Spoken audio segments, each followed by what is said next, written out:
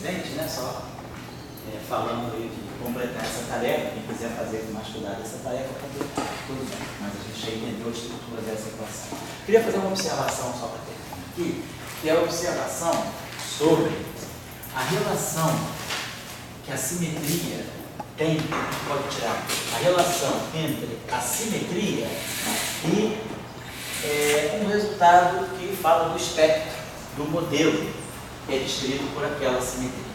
Então vamos supor o seguinte: nós podemos ter uma teoria, né, que é um modelo que tem campos de matéria genéricos. Então, em campos genéricos, vamos supor que a gente esteja numa situação. Oi? Qual o título do. O título seria, vamos colocar assim, vou botar um título assim, simetria, vamos dizer assim, simetrias e, vamos botar simetrias e espectro, um aspecto aqui, né? Simetrias e espectro, vou dar uma discutida nesse aspecto. Nós já falamos em outras situações, né, em aulas precedentes, que, por exemplo, a simetria tem um papel importante. Uma simetria exata, nós vimos que a presença de uma degenerescência, né? Uma simetria exata, ela faz com que um conjunto de campos partilhe a mesma relação de dispersão. Então, a gente tem as mesmas relações entre energia e momento, né, que um conjunto de campos, desde que eu tenho uma simetria. A gente já colocou essa questão do ponto de vista de que a simetria, o espectro, né, quer dizer, as massas estão ligadas, né, com a energia. Então a gente já fez uma observação, né, de que nós já tínhamos também trabalhado as relações de dispersão, quer dizer, quando nós temos uma simetria, nós temos um conjunto de campos que vão partilhar as mesmas relações de dispersão. Então isso aí já foi falado. Simetria e degenerescência nas relações de dispersão, nós já falamos. O que eu queria falar sobre hoje é que, a partir da evidência de uma simetria, a gente pode fazer alguma afirmação sobre a presença de um tipo de partícula no espectro. O que a gente vai querer apontar aqui é a existência, né, ou a presença, né, de um módulo ou partícula, né,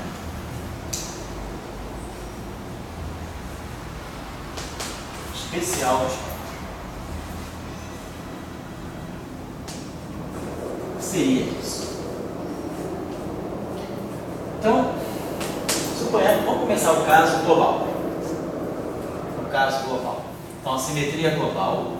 Então, se nós temos uma simetria global, nós não temos campo de Gauge. Temos uma simetria global, quando eu estou falando de simetria global, eu estou falando de um sistema onde não aparece, não há.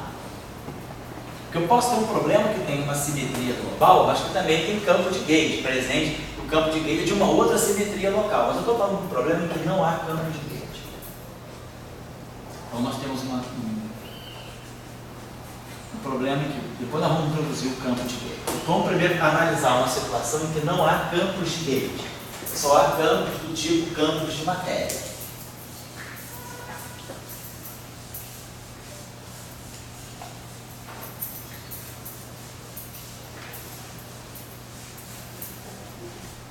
E aí, vamos dizer que esses só tem campos de matéria, então só há campos de matéria.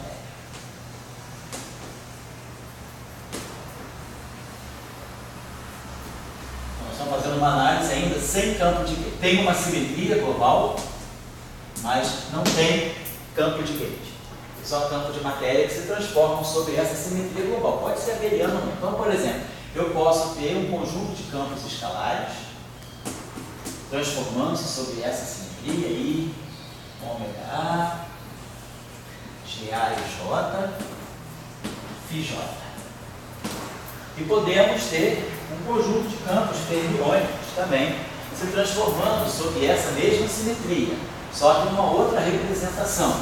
Então, para poder distinguir a representação, vamos chamar de índice I maiúsculo. Então, tem uma outra representação, uma outra dimensionalidade dessa mesma simetria.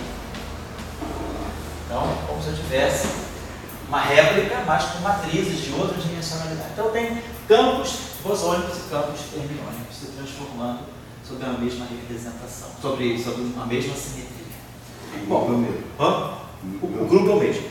O grupo é o mesmo, parâmetros são os mesmos, geradores têm a mesma álgebra, só que estão em representações distintas. Tá aqui. Então vamos imaginar o seguinte. Suponhamos que, então essa é a observação. Suponhamos a seguinte situação. Então, vamos imaginar que esses campos aqui, eles estão dentro de um lagrangiano. Então eu tenho um lagrangiano que depende desses campos, dos campos φ e dos campos ψ. O lagrangiano é genérico, tem termos cinéticos e tem termos de interação.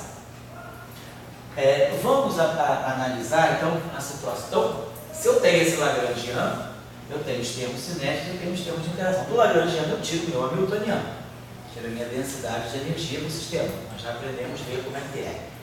A densidade de energia, ou é a componente zero, que é zero, depois vai fazer componente 0, a questão de energia, no momento, a densidade de energia, simplesmente a gente já sabe passar do lagrangiano para o hamiltoniano, mas a gente sabe pegar a densidade de energia de um sistema a partir das equações de campo, tira a densidade de energia do sistema. Então, a densidade de energia do sistema também vai depender dos meus campos.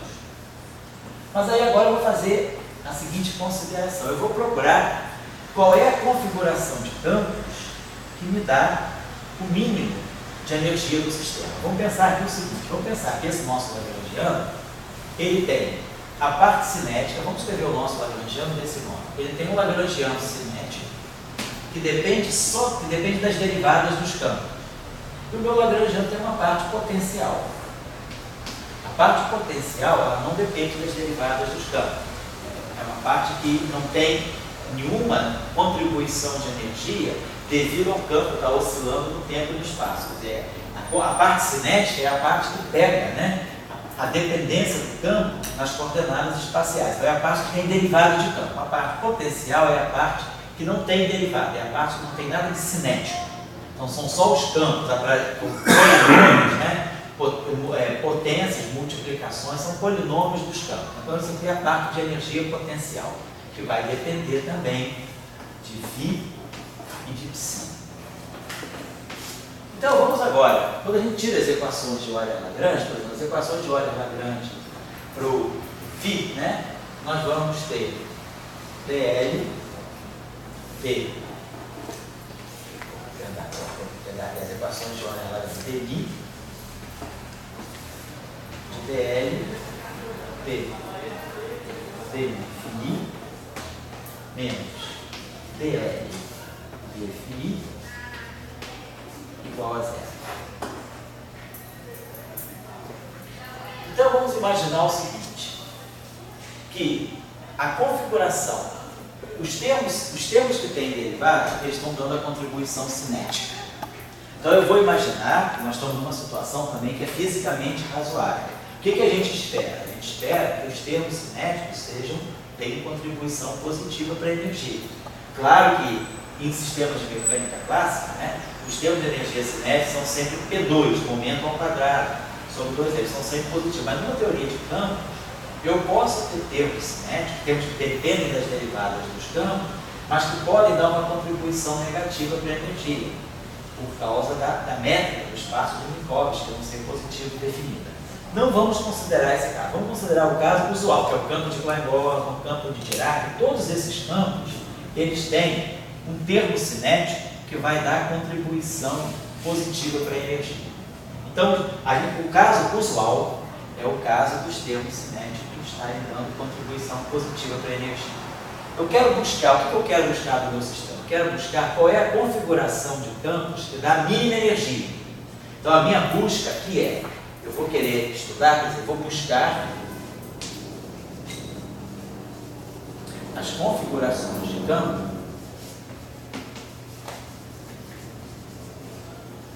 configurações de campos, né? Na verdade tem mais de um aqui, de campos que minimizam a energia do sistema.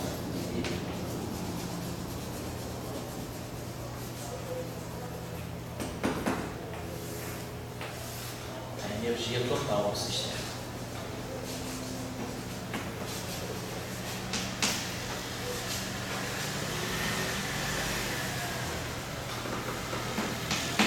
Então, como os termos que dependem de derivada, que são os termos cinéticos, a gente está trabalhando sobre a hipótese usual de que esses termos dão contribuição positiva para a energia, eu vou imaginar que a configuração de campo que minimiza a energia é aquela que tem campo constante. Porque se os campos são constantes no espaço-tempo, todas as derivadas dos campos sendo zero, então se todos os campos tiverem derivadas espaço-temporais zero, isso significa que eu estou trabalhando com configurações de campo que são constantes. Então, se esses campos são constantes, eles minimizam, eles não têm energia cinética. Então, eles estão dando o mínimo para a energia cinética, que é zero. Então, para as configurações de campo constante, as equações de Euler-Lagrange se reduzem a isso aqui. Então, quando eu setorizo, eu vou estudar os meus campos apenas para configurações constantes, que não dependam das derivadas espaço-temporais, as equações de Euler-Lagrange se reduzem a isso. Mas, como L tem uma parte cinética que depende das derivadas e uma parte potencial que não depende das derivadas, querer colocar, quando o campo passa a depender quando o campo perde a dependência nas derivadas espaço-temporais, a parte cinética desaparece. Isso aqui depende de derivada. Então, o meu lagrangiano se reduz só à parte potencial. Então, as configurações de campo que minimizam a energia do sistema, na verdade, elas devem satisfazer essa equação, que no fundo é a equação que vai me dar os pontos críticos do potencial, mínimos ou máximos. Né? Vamos supor, então, que a gente vai se concentrar nas configurações de mínimo. Claro, se a derivada primeira é zero, eu posso ter ponto de mínimo, ponto de máximo, ponto de inflexão. A condição para eu ter ponto de mínimo é que a gente tem aquelas condições que a gente conhece do cálculo de várias variáveis, aquelas condições dos hessianos, né? Basicamente, né, a derivada segunda tem que ser positiva para a gente poder ter pontos de mínimo. Mas vamos dizer então que eu vou me concentrar nas configurações que dão energia, as configurações que dão mínimo de energia para o sistema. Então, eu vou chamar essas configurações de φ0i. Eu teria campos φ0i que são independentes das coordenadas espaço-temporais e que minimizam a energia do sistema. Vamos supor que esses campos aqui, φ0i, ou então φ índice zero, são aquelas configurações de campo constante que minimizam a energia do sistema. E, em princípio, eu teria isso aqui também para os férmions, psi zero. Só que a presença, né, se eu tiver um férmio, uma configuração de férmio constante, com um mínimo de energia, se eu tiver uma configuração de mínima energia com um férmio constante, o psi i, são férmio, então o férmio psi i, e agora o índice termiônico alfa, isso aqui para mim vai ser, então eu vou dizer, tem essa configuração aqui não muda. Então isso aqui seria um férmio, esse zero aqui para indicar que é a configuração de mínima energia. Eu teria um férmio constante, claro, um férmio da família psi inicial, que é o índice tenorial. Então a presença de um férmio nessa configuração de mínima energia, o férmio ele tem um índice, que é um índice de Lorentz. Então esse índice aqui, ele na verdade é um índice tenorial, é um índice de uma direção, não é uma direção no espaço-tempo, mas é uma direção do espaço tenorial. Então isso aqui criaria, daria uma configuração de energia mínima, uma direção preferencial. Uma direção preferencial não no espaço de coordenadas, nos eixos x, y, z, mas uma direção preferencial no espaço dos espinores. No fundo, é uma direção também, ela cria uma direção preferencial. Então, ela quebra a isotropia. Quebra a isotropia. No fundo, ela está quebrando, né? Se ela quebra a isotropia, ela cria uma direção preferencial, ela no fundo está quebrando a simetria de Lorentz. Porque o que a simetria de Lorentz me diz, né? Se eu tiver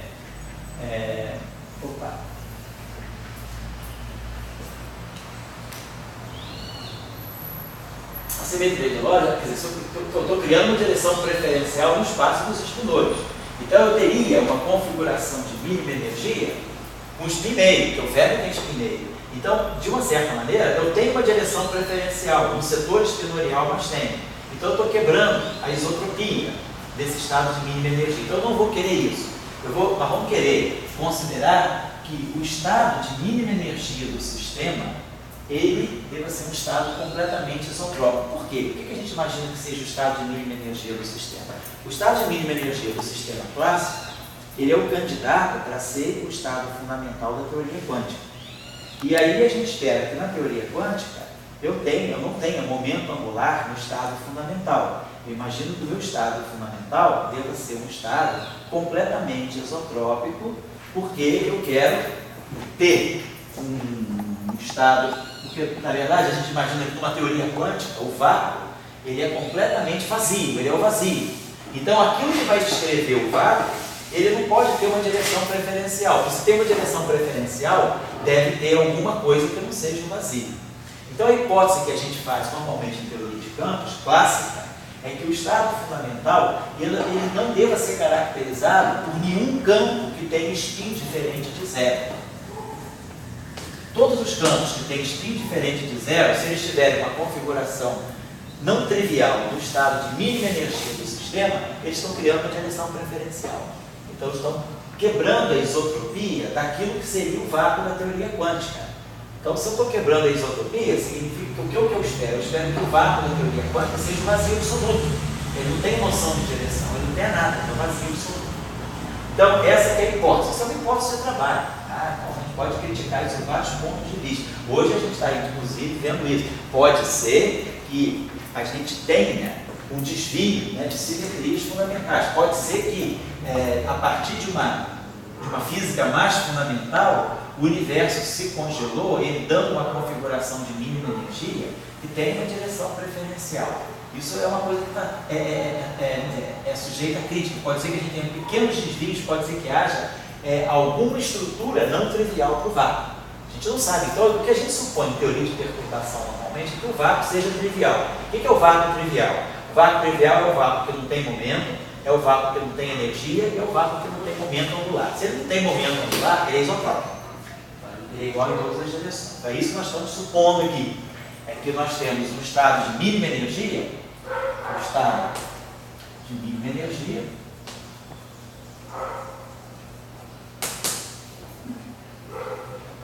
ele seja homogêneo, ou seja, ele seja homogêneo, ele não tenha dependência nas derivadas espaciais, ou seja, ele não tem momento, o momento dele é nulo. Ele seja constante no tempo, para não ter energia, então seja constante no tempo.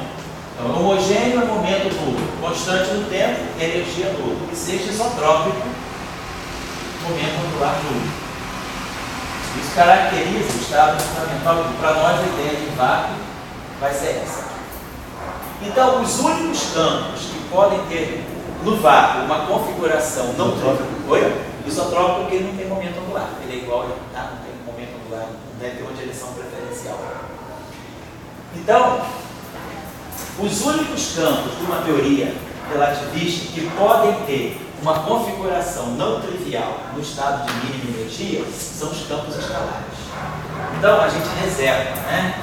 Então, quando a gente quiser, numa teoria de campo, poder dizer que a gente tem um estado fundamental que seja não trivial, ou seja, se eu quiser caracterizar uma configuração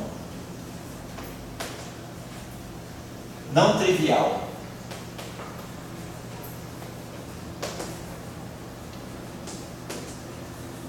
de mínima energia,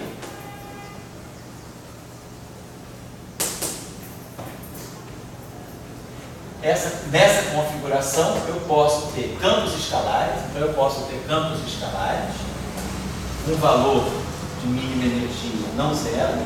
Agora, os campos espinoriais são zero, e os campos vetoriais também. Qualquer campo que tenha spin maior do que 1, vou colocar qualquer campo cujo spin seja maior ou igual a meio, né? Qualquer campo com spin maior ou igual a meio, vai ter que ser identicamente zero. Nessa configuração tem que ser zero.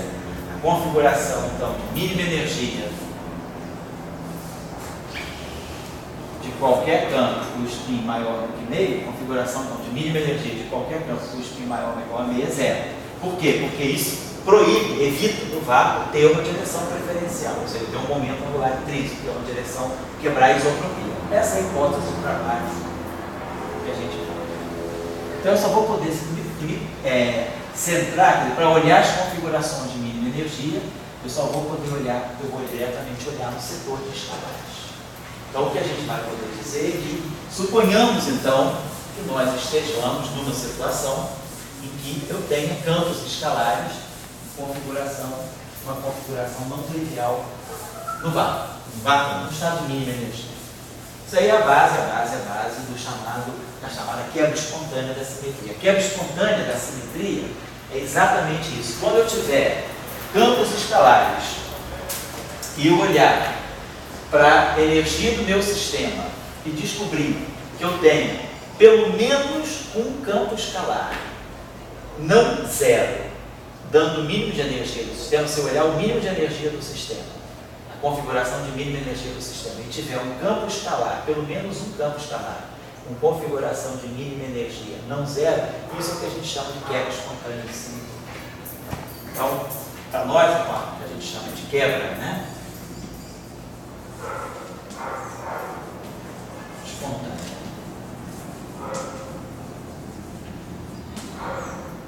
De simetria. No sentido clássico, né? Então, elas vão pegar, é aquela situação correspondente à existência, né, de pelo menos um escalar diferente de zero na configuração de mínima energia do sistema.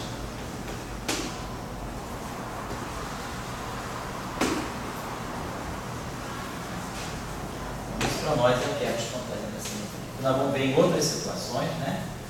E já vimos também em outras situações. Então, essa é a explicação por que isso aconteceu. Isso aí é um princípio físico? Não é um princípio físico, é uma forma de você implementar uma simetria. É uma forma de você colocar uma simetria numa teoria de campo. Você, quando coloca uma simetria na teoria de campo, você pode colocar a simetria no lagrangiano, mas pode acontecer do teu espectro não mostrar aquela energia. A quebra espontânea da simetria, ela é uma forma de você introduzir a simetria no sistema. Mas a simetria, ela não vai aparecer no espectro, ela vai aparecer apenas no lagrangiano. É uma simetria do lagrangiano, é uma simetria da ação, é uma simetria da energia do teu sistema, mas ela não é uma energia dos estados do teu sistema. As configurações de campo, você perde as degenerescências. Então, a quebra espontânea da simetria, eu não diria que ela é um princípio, eu diria que ela é uma forma viável, uma forma possível que se encontrou de descrever uma simetria numa teoria de campo. A simetria, ela é boa, ela é aproximada. Quer dizer, eu acho que foi um curso, foi um desses cursos que eu falei com vocês. Quando a gente tem uma quebra espontânea da simetria, a percepção dela é que você não vê a degenerescência, mas ela deixa uma marca registrada no teu sistema, que é uma série de relações entre grandezas físicas. A quebra espontânea da simetria, ela relaciona certas massas, ela relaciona constantes de acoplamento com massas. Oi? Falei isso na aula? Falei? Então, eu acho que eu veria mais a quebra espontânea da simetria, quer dizer, como é que a simetria foi completamente perdida? Ela está no teu sistema, ela só não está no espectro, mas ela não é uma simetria exata que amarra tudo. Ela desamarra um pouco as constantes, os parâmetros, mas ela amarra por relações, ela não diz são todas iguais.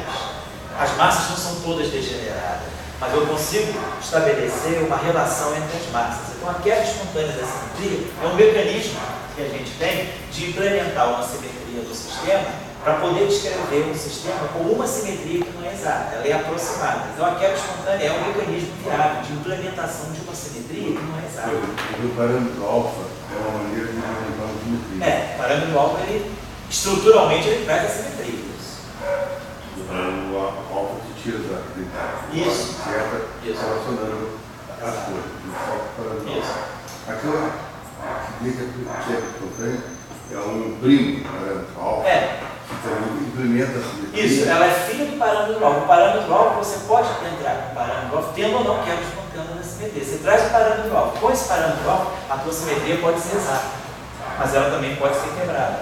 Então o parâmetro alvo é o objeto mais fundamental. Ele traz a simetria para o teu sistema. Agora, quando você vai implementar a simetria de uma forma ou de outra, o parâmetro alvo já fez a parte dele, ele já trouxe a simetria. Agora, se a simetria ela não for uma simetria do estado de mínima energia do sistema, você diz que a simetria foi quebrada espontaneamente. Mas o parâmetro alfa está lá, o parâmetro ômega está aqui, ele continua aqui. Então, por exemplo, suponha que eu tenha N campos aqui. Eu tenho N campos. Eu tenho φ. Esse φ vai de 1 até N. Aí então. Esse φ vai de 1 até N. Então tem N campos, N componentes desse campo.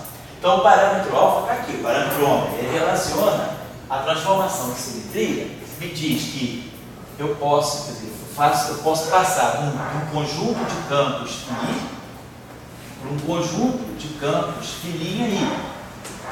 E esses filinha I são tais que filinha I seja φI mais o delta φ, mais I, ômega A, que são os parâmetros que você está chamando de alfa, GA e J, e J. Então isso aqui, o parâmetro alfa está fazendo o papel dele. Ele diz que eu posso passar dessa configuração para essa configuração sem mudar a energia do sistema.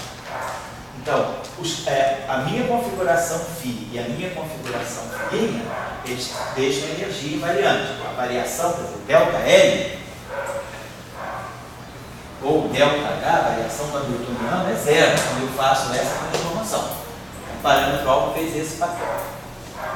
Agora, parâmetro alfa, suponhamos que dessa configuração eu tenha pelo menos um campo que tenha a configuração de mínima energia não trivial. Então, esse meu vetor φ, esse meu φ, ele é φ1,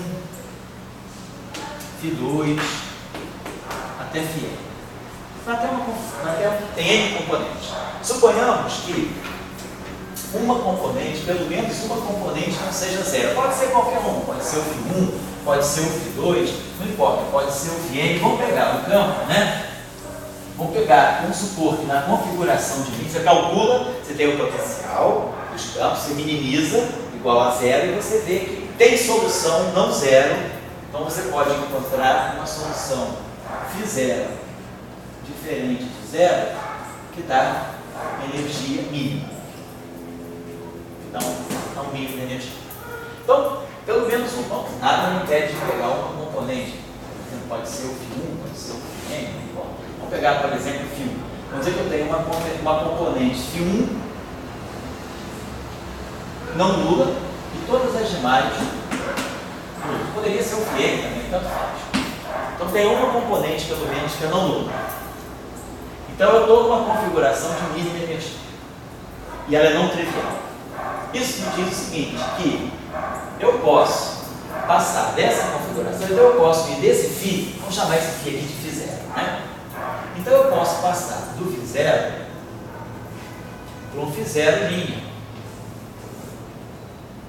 por a transformação de simetria. Então φ0 linha vai ser φ0, mais, então φ0 linha vai ser φ0, no caso mais I, ômega A, GA, φ0.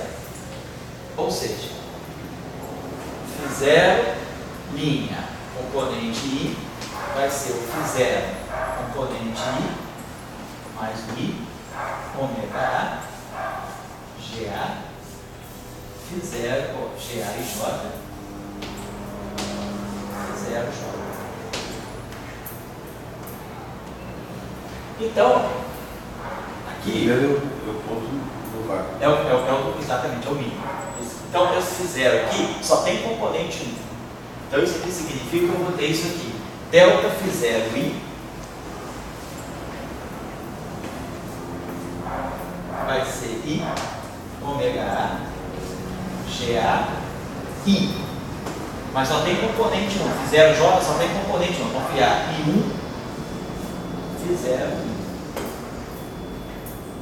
Então isso significa que você pode achar, você passa de uma configuração de campo φ0 para uma configuração de campo, né, que é φ0 linha I, que tem a mesma energia. Então, esse φ0 linha I, eu posso escrever isso aqui, para ter informação. φ0 linha I vai ser φ0 I mais isso aqui. Tá? Opa, tudo bem? Então vamos dizer o seguinte, eu vou ter um φ0 linha que vai ser, então tá, vai ser diferente do φ0, obviamente, né? Ele ganhou essa componente. Então vai depender dos geradores. Todos os geradores que tiverem elementos de matriz que me conectem com um a qualquer outra componente, vai me dar um φ0 linha I diferente de zero. Quer dizer, os φ0 linhas I que vão continuar zero são aqueles que o gerador, por exemplo, não conecta essa componente 1 com essa componente aqui. Vamos pegar um caso bem simples. Vamos pegar um caso, por exemplo, de SO2. A gente conhece os geradores de SO2. Então, por exemplo, se esse problema for um problema tipo uma simetria SO2, né? Os geradores, se eu pegar um duplete, se eu pegar um φ0, vou pegar então uma situação de SO2, vou pegar um caso de SO2.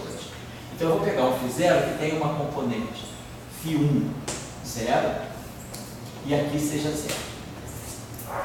Então eu vou ter essa equação aqui, φ0 e linha vai ser φ0 I mais I ômega A.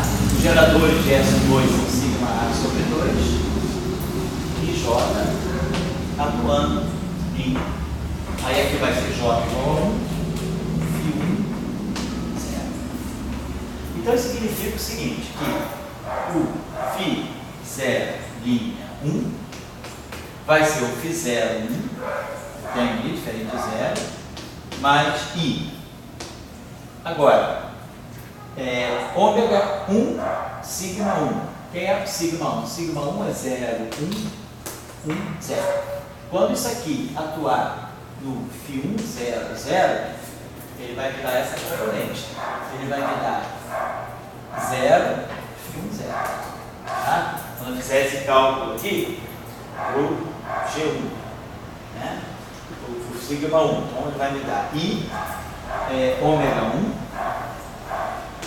E aí sobre 2, I sobre 2, ômega 1, e aí ele vai me dar aqui, vamos botar assim, vamos botar aqui no genérico, vou botar assim, φ0 linha I, vai ser, então vai ficar φ0 linha 1, φ0 linha 2, uma transformação disso. Então vai ficar φ0 I, φ0 original, que é φ0 1, 0, mais I sobre 2, ômega A. Então, ômega 1. No ômega 1, esse gerador ele vai gerar 0, φ1, 0. Vou pegar o ômega 2, que é o sigma 2. Vou pegar o gerador sigma 0 menos I, 0. Vai produzir aqui 0 menos I, 0. Você vai produzir 0 menos I, φ1, 0. E depois vamos pegar o ômega 3. Ômega 3, ele é 1, 0, 0, 1, 0, 0 menos 1. Ele vai produzir aqui 1, φ1, 0, 0. Então, a gente está vendo que quando eu fizer uma transformação em cima desse objeto, eu estou obtendo isso aqui. I0 linha, a transformada do φ0. φ0 é 2 linhas. Então, isso aqui vai ficar φ0 mais I sobre 2, ômega 3, φ0. E vou ter aqui embaixo, isso aqui era 0, vai aparecer I sobre 2. Aí vai aparecer ômega 1 menos I ômega 2. φ1, 0. Certo?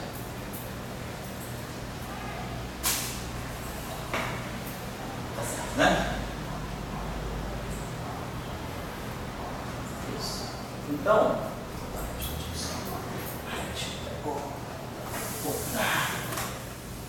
nós estamos vendo que eu gerei, né, a partir, gerei um outro estado. Então a gente viu que aquele estado, que é o estado de mínima energia, ele não é invariante.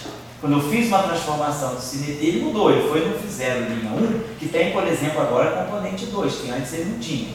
Mas pela simetria do sistema, essas duas configurações, elas têm a mesma energia, elas são distintas, mas elas têm a mesma energia. Então, né, eu mudei o sistema dessa forma, mas não mudei a energia do sistema. Perfeito. Então,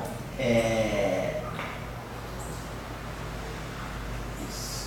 Então, zero está legal. Então, com isso aqui, que vamos poder afirmar agora, né?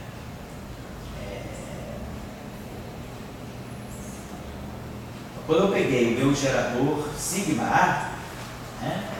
Então, se a gente pegar o nosso, se a gente pegar o nosso gerador sigma A, sigma 1, então, o nosso gerador sigma 1, quando ele atua a configuração de mínima energia é essa, ela tem isso diferente de zero, isso igual a zero. Então, ficar corrigando toda hora esses índices todos, vamos chamar isso aqui de V0, isso aqui de zero. Isso aqui é a configuração de mínima energia. Se V0 ou V0, o sigma 1 atuando nisso, ele me dá 0, 1, 1, 0. Me dá o próprio, quer dizer, ele é 0, 1, 1, 0.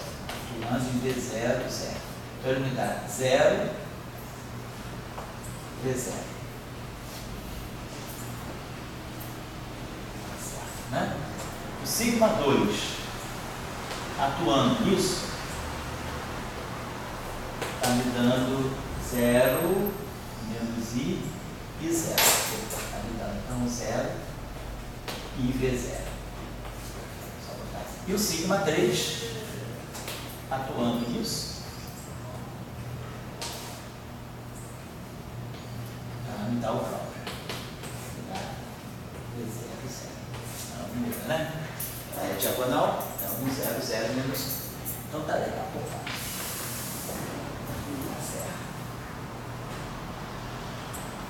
Então, eu posso fazer o seguinte, né? Então, nós podemos ver, se eu pegar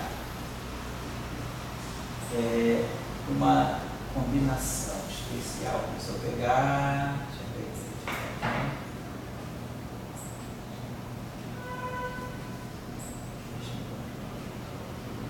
tem algum, então esse objeto aí, então, nesse caso aí, nenhum desses geradores, todos esses geradores atuando no estado de mínima energia, eles modificam para uma outra coisa. Os três geradores estão trabalhando nesse sentido, né? Então vamos pensar aqui o seguinte, se eu pegar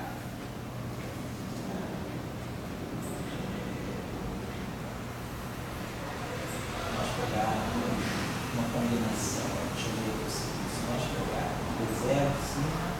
o sigma 2 e o sigma 3 aqui relacionam. Se eu pegar, por exemplo, o gerador sigma 1 mais esse sigma 2, tá certo? Vamos pegar, posso o gerador sigma 3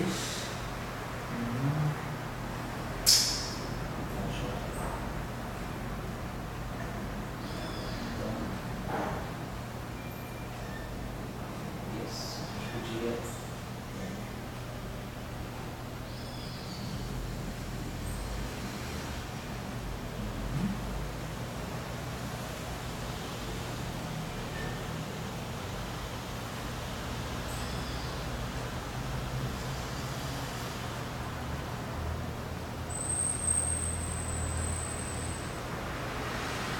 perfeito. Então, vamos fazer o seguinte, a gente tem, vamos colocar a coisa da seguinte maneira. Nós temos três geradores, sigma 1, sigma 2 e sigma 3, certo? E atuando no estado fundamental, desse estado de mínima energia, todos eles têm o seu papel, tá certo? Vamos observar o seguinte, se eu combinar, pegar só uma coisinha só. A gente sabe que numa simetria, numa aula, a gente pode combinar os geradores. Se eu pegar, por exemplo, essa combinação sigma 1 mais I sigma 2, e essa combinação que atuar no meu estado de mínima energia, que é o V0, 0, se eu fizer essa combinação, aqui eu vou colocar um I. Então aqui vai ficar menos 1. Então essa combinação aqui vai dar 0. Essa combinação, então tem essa combinação, ela marca esse gerador aí. Se eu pegar agora o gerador, posso passar do gerador sigma 1 mais I sigma 2, posso pegar o gerador sigma 1 menos I sigma 2 e atuar no V0, 0. Então, quando eu colocar menos I, aqui eu vou somar. Então isso aqui vai me dar 0, 2V0. E aí eu tenho o gerador sigma 3, V0, 0, que dá o próprio V0, 0. Então a gente vê o seguinte, desses três geradores, desses três geradores, eu posso combiná-los de uma tal maneira que esse gerador aqui, ele atua aqui, ele é completamente aniquila esse estado aqui, ele dá 0. Então, a gente começa a perceber que esse estado fundamental, ele é invariante. Então, se eu fizer uma transformação gerada por esse objeto aqui, esse subgrupo aqui, na verdade isso aqui é um subgrupo de SO2, ele deixa invariante, quer dizer, ele não modifica esse estado, porque a variação dele, atuando nesse estado, dá 0.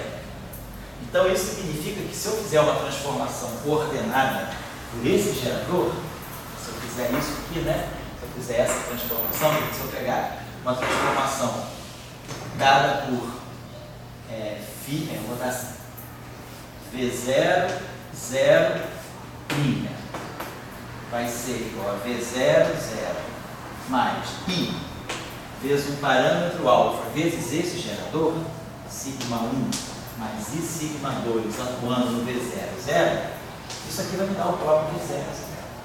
Essa transformação, ela está deixando esse meu sistema invariante. Mas essas duas transformações não. Elas estão modificando, elas dão uma alteração no estado de mínima energia. Então isso eu queria chamar a atenção. Então nós vamos agora, na próxima aula, vamos partir disso aí, para a gente trabalhar essa situação. O que está acontecendo então? Eu consigo passar de um estado que é de mínima energia para o outro estado que é de mínima energia. Mas eu gero, o meu sistema, ele começa a apresentar outras configurações que não têm, que são diferentes da anterior, mas que têm a mesma energia. Então eu passei de uma configuração para outra configuração, eu deformei a minha configuração inicial, eu fiz uma pequena mudança nela e passei para uma outra configuração que tem a mesma energia, ou seja, eu não mudei a energia do sistema, mas eu posso, o meu sistema apresenta uma outra configuração de campo, né? Ele apresenta agora uma configuração Φ0, 1 linha, Φ0, 2 linha, que é diferente de Φ0, 1, 0, mas que tem a mesma energia. Então significa que eu posso passar de uma configuração para essa configuração que é constante, né? Porque os parâmetros são todos constantes. Eu vou gerar o objeto que a gente tinha apagado aqui, que é constante. Então é aqui que nós vamos localizar o que a gente chama de bóson, de Goldstone. Significa que o meu sistema, ele sofreu quebra espontânea de simetria. Então nós vamos poder sempre encontrar nesse sistema um objeto, uma configuração de campo que vai corresponder a um modo, é como se o sistema pudesse apresentar um outro modo que tem energia zero. Nós vamos entender o que significa uma energia zero, na verdade. Ele tem uma frequência que vai a zero quando o vetor de onda vai a zero. Ou seja, ele tem uma relação de dispersão linear que vai corresponder para nós, na teoria de partículas, a uma partícula de massa zero. Então, isso que eu quero chamar um pouco a atenção. Na próxima aula, só fiz esse exemplo aqui numérico para poder fixar um pouco as ideias. Não sei se foi comentado, mas na próxima aula, se você quiser, eu refaço. Mas a gente vai começar a ver que, se a gente tem uma simetria Essa simetria é uma simetria do Lagrangiano, mas essa simetria não deixa o estado de mínima energia invariante. Ao transformar o estado de mínima energia, ele muda. Então, o meu sistema naturalmente vai apresentar uma partícula bem definida, um modo de propagação bem definido, que nós vamos identificar como sendo o bóson de Bose. É isso que eu quero chamar a atenção. Então, é a relação entre, pela simetria, pelo modo da simetria penetrar no meu sistema, eu já consigo prever se o meu sistema, que tipo de partícula o meu sistema pode apresentar. Então, é um argumento muito forte, né, em favor da simetria. Eu vou fazer esse exemplo no caso do SO2 e vou fazer no caso do SO3 também, que pode ficar um pouquinho mais evidente, porque eu não preciso fazer combinação de geradores. Mas o que eu estou fazendo aí é uma coisa menos trivial, mas é importante a gente saber que a gente, quando faz uma transformação, esses geradores podem se combinar. Quando eu passo de uma base de geradores para outra base de geradores, estou simplesmente mudando uma base na aula, então não tem problema nenhum, a física não muda. Mas eu consigo perceber, às vezes, alguns fatos mais claramente numa base do que na outra base. É isso que eu estou querendo dizer. Então, na próxima aula, a gente vai retomar a partir daqui, dos bósons de Bose, para a gente depois ligar no campo de Gauge e ver que aparece o mecanismo de Higgs. Como é que o mecanismo de Higgs lida com o bóson de Bose. Nós vamos ver na próxima aula. Sem campo de Gauge, o que eu tenho é o bóson de Bose. Com o campo de Gauge, o bóson de Bose, ele tem uma destinação diferente. E aí a gente tem o chamado mecanismo de Higgs. É isso que eu quero explicar para vocês, com base apenas na argumentação da simetria. Bom, então a gente continua aí no próximo ponto. Mas acho que aí tem uma condição clara que a quebra espontânea não é um princípio físico. Não é um princípio. É uma maneira de implementar a simetria. Não é um princípio físico, não. Quebra espontânea de simetria. O que é o princípio físico pode ser a simetria. Mas se aquela simetria, aí você tem várias maneiras de implementar uma simetria, ou de não implementar. Mas a quebra espontânea é um mecanismo. É um mecanismo no qual você lança a mão para poder trazer uma simetria para um sistema, uma simetria que não é exata, né? Isso que é a quebra espontânea. Ela é um mecanismo, ela não é uma simetria, ela não é um princípio físico. Não, está longe de ser um princípio, ela está longe de ser um princípio, ela é um mecanismo. Porque a questão, se ela não é um princípio físico, e apenas um mecanismo, será que ela tem universalidade? Não, certamente não. Universalidade não. Não, ela não vai ser universal, ela vai ser meio caso a caso. Em certos casos eu posso usar, devo usar, em outros casos. A gente chama de princípio físico quando assim, você está se movimentando assim, certo. Se você estivesse em Júpiter, estaria igual. É uma universalidade, né? A maneira que a massa, a Terra, etc. O princípio físico é uma coisa que ele independe da situação que você está tratando. O que é a conservação da carga elétrica, né? Certo. É um princípio. Se você tem Júpiter, a carga elétrica conservada, não é? Por que não? Mas para a Terra, para Júpiter. Acho que essa é a situação.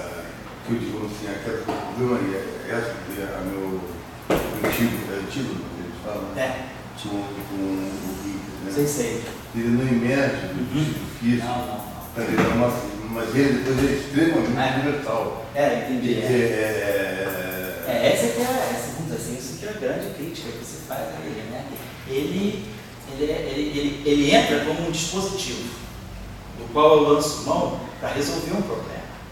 Mas depois ele acaba se tornando quase um ele é muito um dispositivo, mas se ele tivesse encontrado uma universalidade, para ser universal como ele quer ser, da massa do mundo, ele devia ter uma base universal para ele. Uma base física para ele. A quebra espontânea da simetria não é um princípio físico, é um mecanismo de implementação. Bom, por aqui vai, José.